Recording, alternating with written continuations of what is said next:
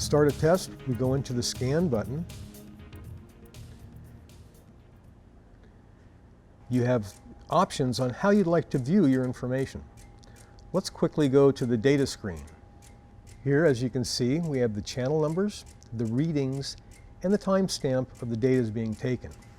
We can go to the statistics portion and view the various statistics that are being recorded on these channels. Here we have the average, the maximum,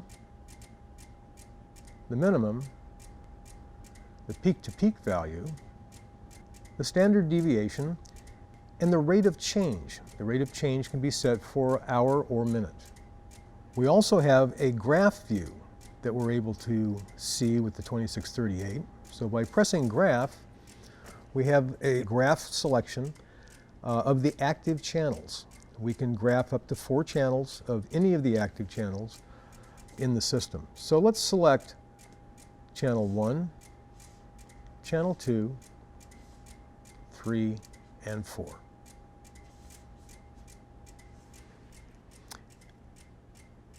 It's best when graphing with the 2638 that all channels you choose to graph are in the same units. In other words, temperature or AC volts. We're able to go in on this graph and do manual scaling. We can zoom in, zoom out, and move the graph up and down. We also have a history mode. So after we've collected data for a particular period of time, we can go through and scroll back through time to view the chart and the trends as they happened. The other way to view this data is through a monitor mode, here under F5.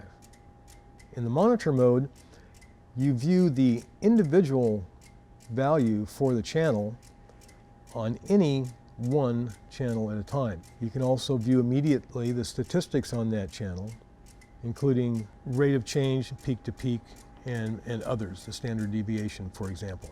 Okay, let's pause, or let's stop the scan session, confirm.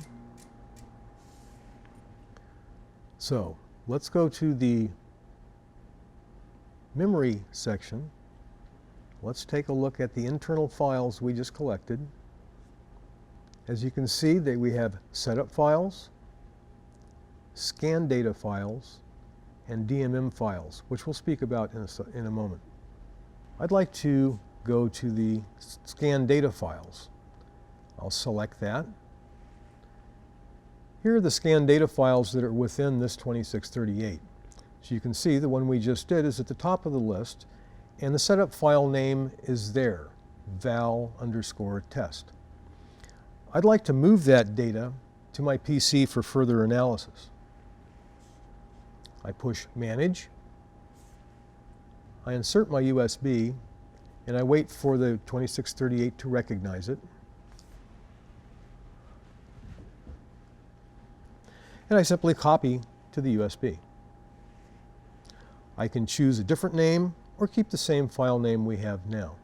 Push Save, and we'll copy it to the USB. It says copy complete. At this point, I remove my USB and take that to my PC for analysis.